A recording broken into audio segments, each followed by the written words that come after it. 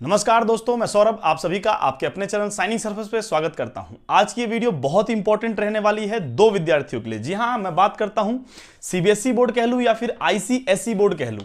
ये दोनों ही बोर्ड के विद्यार्थियों के लिए बहुत इंपॉर्टेंट रहने वाला है, क्योंकि ये दोनों बोर्ड ने, आपको पता होगा, टर्म 1 का एग्जाम जो है सेम पैटर्न पे लिया, यानी कहने का मतलब है ऑब्जेक्टिव। जी हां, ऑब्जेक्टिव बेस पर दोनों ही बोर्ड ने एग्जाम लिया है और दोनों बोर्ड के विद्यार्थी काफी ज्यादा वेट कर रहे हैं और कई सारे जगह से इंफॉर्मेशन कलेक्ट करने की कोशिश कर रहे हैं। मेरे पास भी कुछ क्वेरीज आती है आप लोगों की, उससे रिगार्डिंग मैं सोचता हूं वीडियो आप लोगों तक पहुंचाया जाए ताकि आप तक सटीक इंफॉर्मेशन सही टाइम में पहुंच सके और आप उसका फायदा उठा सके। तो दोस्तों, इस वीडियो के अंदर मैं 3 बातों पे बात करने वाला हूं और वो जो तीनों बातें होंगी बिल्कुल ऑथेंटिक होंगी। मैंने सीबीएसई के कई सारे टीचर, केवी के टीचर के साथ इसके बारे में बात किया, इंफॉर्मेशन कलेक्ट किया है, उसके बाद मैं आप तक रख रहा हूं। यानी जितनी भी बातें यहां पर बताई जाएंगी उन सब की सत्यता की गारंटी पूरी की पूरी है। तो आप इसके लिए बेफिक्र होकर के रहिएगा और एकदम विश्वास कीजिएगा। और अगर यूजफुल लगे तो डेफिनेटली आप शेयर कीजिएगा अपने दोस्तों के साथ, ताकि उन तक भी इंफॉर्मेशन सही टाइम पर सही पहुंच सके। तो दोस्तों, बात करते हैं अब सबसे पहला सिलेबस कि सिलेबस क्या रहने वाला है सेकंड टर्म का। सेकंड क्वेश्चन बहुत सारे बच्चों का आ रहा था कि सर वेटेज क्राइटेरिया क्या रहेगा, क्योंकि ना ऑफिशियली देखा जाए तो सीबीएसई ने पहले बता दिया था कि 50% फर्स्ट टर्म को रखा जाएगा। तो इस तरीके से वेटेज क्या रहने वाला है फर्स्ट टर्म को लेकर के और सेकंड टर्म एग्जाम को लेकर के। और तीसरा टॉपिक जो कि हम बात करने वाले हैं कि कई सारे बच्चे ऐसे हैं जो कि एग्जाम में फर्स्ट टर्म में अपीयर नहीं हो पाए, तो उनका क्या रहने वाला है। और एक एक्स्ट्रा बोनस के रूप में आप क्वेश्चन ये समझ सकते हैं कि सेकंड टर्म में क्या पैटर्न रहने वाला है क्वेश्चंस का। तो आइए इन सभी क्वेश्चंस के ऊपर आपके साथ कुछ इंफॉर्मेशन शेयर किया जाए। सबसे पहले इंफॉर्मेशन की बात करता हूं कि सिलेबस पैटर्न क्या रहने वाला है। जी हां, तो सिलेबस पैटर्न की अगर मैं बात करता हूं तो सबसे पहले आप इस जो छोटा सा आर्टिकल मैं आपको यहां पर शो कर रहा हूं, उस आर्टिकल में देखिएगा। ये जो आर्टिकल है ये प्रॉपरली मैंने आपको न्यूज चैनल से निकाल करके उसके बाद दिया है। जी हां, और मैंने इसकी सत्यता की जांच के लिए, जैसा कि मैंने बताया, सीबीएसई के टीचर और केवी के टीचर से मैंने बात करी, ताकि आप तक जो भी बातें पहुंचे वो प्रॉपरली सही इंफॉर्मेशन के साथ पहुंचे, मिसलीडिंग आपको ना किया जाए। तो सबसे पहली बात कि जो आपके दोनों ही बोर्ड हैं, सीबीएसई की बात करूं या फिर आईसीएसई की बात करूं, दोनों ही बोर्ड ने जो 2 टर्म में अपने सिलेबस को बांटा और 2 तरीके से पेपर कंडक्ट करवाने की सोच रही है। पहला टर्म जो था वो टोटली डिपेंड करता था आपका ऑब्जेक्टिव पे, जो कि आप लोगों का हो चुका है, लेकिन सेकंड टर्म आप लोगों का डिपेंड करता है सब्जेक्टिव पे।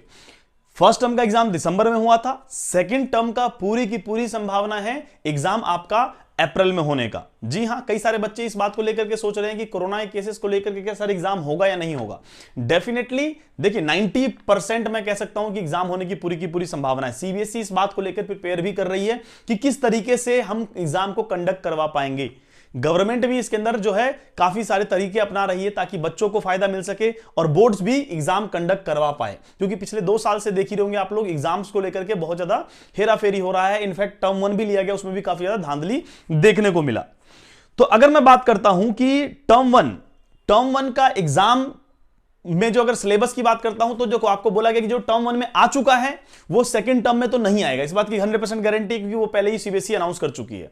लेकिन सेकंड टर्म के एग्जाम के लिए बहुत सारे बच्चे 2 जगह कंफ्यूजन पे हैं कि पूरा का पूरा 50% आएगा या फिर कुछ पोर्शन कट जाएगा। तो मैं आपको बताऊं, जो लास्ट ईयर, जी हां, जो लास्ट ईयर डिलीटेड पोर्शन थे उसको छोड़ करके उसके बाद जो 50% आपका बचा है, यानी कि एक तरीके से बोलूं मैं, टर्म 1 के एग्जाम को छोड़ दीजिए, उसके बाद टर्म 2 में जितने भी सिलेबस बचे उसमें से जो डिलीटेड पोर्शन है उसको हटा देना है और जो रिमेनिंग बचा उसका हमें प्रिपरेशन करना है, जिसके लिए ऑफिशियल वेबसाइट पर आप लोगों को दे भी रखा है। अगर आप उसको ढूंढ पाते हैं तो बहुत अच्छी बात है, अगर कोई दिक्कत आए तो प्लीज मुझे कमेंट कीजिएगा। आने वाले वीडियो में मैं आप लोगों के लिए प्रॉपरली डिटेल में आप लोगों को सिलेबस जो है सब्जेक्ट वाइज सब्जेक्ट बना देने की कोशिश करूंगा। सेकंड क्वेश्चन की तरफ बढ़ते हैं कि वेटेज क्या रहने वाला है। तो ये भी एक मैं क्लिप दिखा देता हूं, इस पर भी आप लोग देख लीजिएगा, गौर फरमाइएगा और यहां पर भी ध्यान दीजिए कि आप लोग का वेटेज बताया गया 50% टर्म 1 को, 50% टर्म 2 को रहने वाला है। लेकिन ये अभी इसके ऊपर भी राय विचार हो रही है कि क्या वही रखा जाए या इसमें कुछ चेंजेस किया जाएगा, क्योंकि अभी तक ही प्रॉपरली आप इसके बारे में सीबीएसई भी खुल करके नहीं बोल रही है कि हाँ वो 50% ही वेटेज रखेगी या नहीं रखेगी टर्म 1 को। मे भी हो सकता है आने वाले समय में आपको देखने को मिले कि टर्म 1 का जो वेटेज है वो कम रहे और टर्म 2 का वेटेज बढ़ा दिया जाए।